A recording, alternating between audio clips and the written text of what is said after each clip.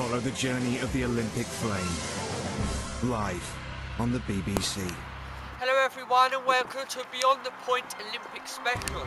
We are here at a new garden that's going to be opened and we are near to Benfleet train station. Now, the Olympics is just days away and obviously Hadleigh is hosting the biking events, and as you come around the Canvey roads you will see special flags that are on the lampposts. In these gardens we've got special trees that have been planted with the leaves being bronze and silver, gold ones are yet to come, and also in the gardens there are some stepping stones from the Benfleet Bridge. Okay, and here's a bit of information from the Canvey Island archive. When cement became available, a new technique was tried, that of filling buckets with the mixture and when wet half burying the upturned resultant stepping stones across the creek, but through the remains of the gravel can still be seen. The stones have all gone, okay? So now we're just going to take a walk through the gardens. So this is these stepping stones were used alongside the ferry, and before then there was a causeway, and a causeway is simply an unmade road going to an island which can be buried at high tide by the water. And these stepping stones replaced that many hundreds of years ago. So here we have some bronze trees. They're taking up a more of a red colour.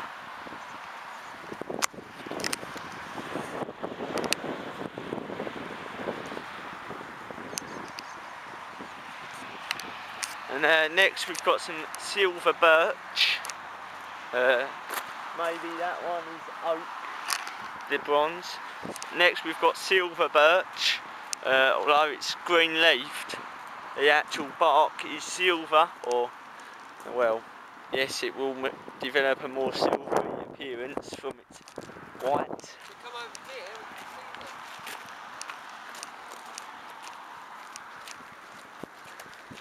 This park does not look entirely complete, even though I heard it was supposed to be. It does look a little bit worse for wear at the very present time. Here they are. So,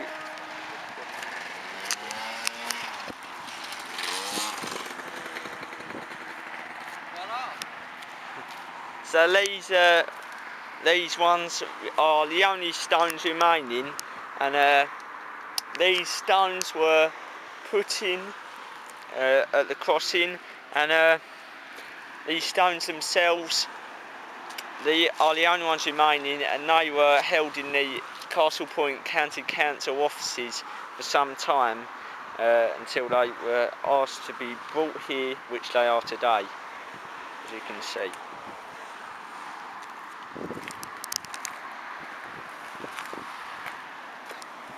So, although out of place, well, not far, but these are still a historical remain recently brought to light.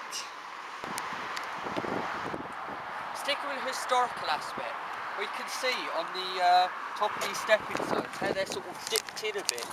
And that's because many thousands of people that have walked through have actually caused the indent in them, as BTP Liam shows us.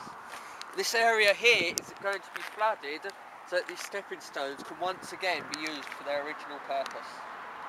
But however, moving on to the more modern side of things, this is going to be used as a sundial, and that flag is eventually going to be put into use.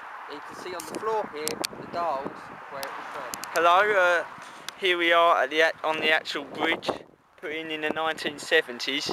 But this thing here is in fact the gravel from the old Causeway to the island, and this was replaced by the stepping stones many hundreds of years ago, and was put in place as a kind of a bridge to the island, an unmade road, and the gravel was clearly got washed into a large formation rather than a standard road-like structure as it used to exist as.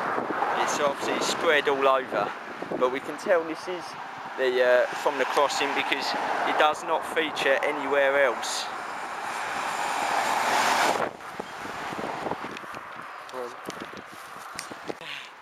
I'm going to use some information from the Canvey Islands Community Archive to describe the life cycle of the crossing from Benfleet to Canvey. Of course there's another bridge, Canvey Way, which was in place by Occidental. We in fact have plans, as you can see here, which show that it would have lined up to Northwick Road, the end of Northwick Road, which would have been the Occidental site, and it would have provided easy access with the lorries to the Occidental site. Of course it never went ahead, and instead it's connected to a roundabout up there, which is now the second bridge off of Benfleet. And so that was built in the 1970s. However, the main crossing, which is crossing up to Benfleet, is this one here. And as you can see, it was it used to start out like sometime in well, say just over 100 years ago. It used to be a causeway made out of gravel, as you saw not long ago, which is just a road which can be submerged at high tide. Eventually, when cement became available, as Joe said, the stepping stones cast in buckets were used instead of the causeway, or as well as the causeway I mean, so you could just simply walk over to this side. And but of course when the tide came over, then a ferry was used. Here you can see pictures of the causeway, the stepping stones, and the ferry.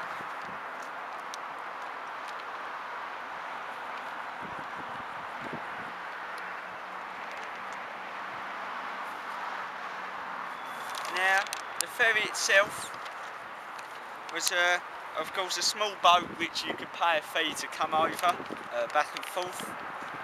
And, it's also said that hang on, let's find the information.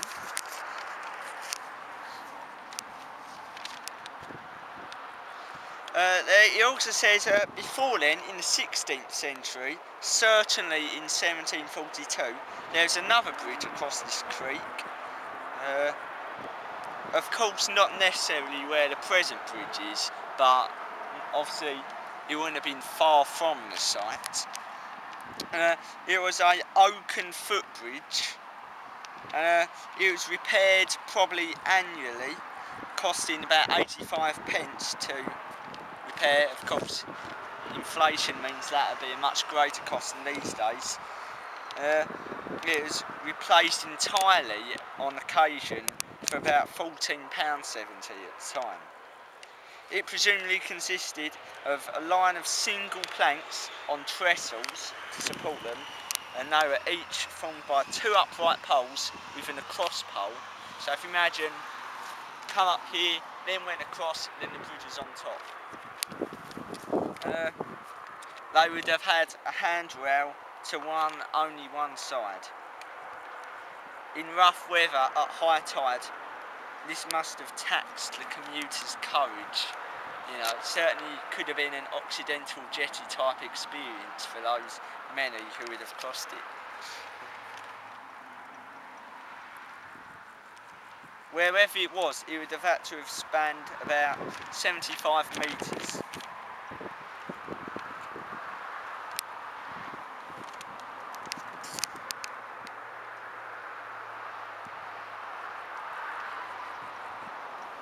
The Reverend Henry Hayes, who of course built a lot of Canvey village, also tried to petition for another bridge to be put in.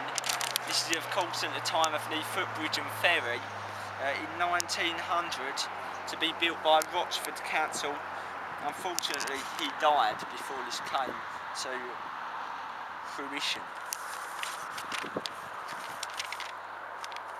Next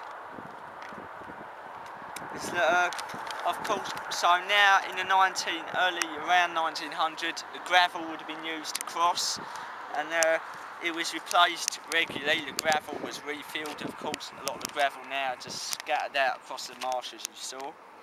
And in 1931, a new bridge known as the Canvey Bridge was opened April 1931.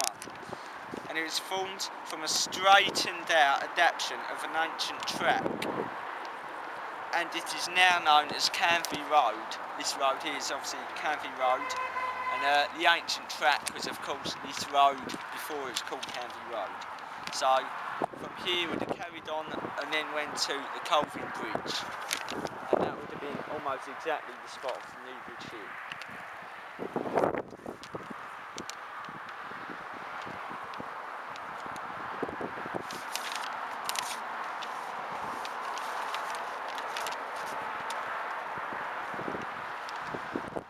It was not in fact a swing bridge, as many think, because a swing bridge, if in case you don't know, is to let boats through. It would have been in sections and would have opened up, let a boat through, then closed so the cars or carts or whatever could have carried on going over.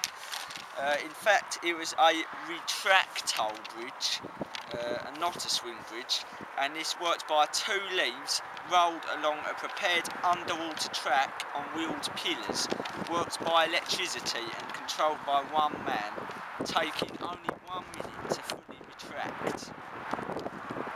The last time the bridge had to be retracted to allow the passage of a reasonably sized vessel was on November the 26th, 1968. The structure was demolished in February 1973, so this certainly had a long use and was not deemed obsolete until 1970s. Of course, it must have been extremely galling during the 40 years that the retractile bridge was in operation, as commuters would have had to wait for the bus, car, or even on foot to. Obviously they'd have to wait for the bridge to open and close if a boat wanted to get through, whilst watching their train arrive at the station and having to miss it because they were waiting for the bridge.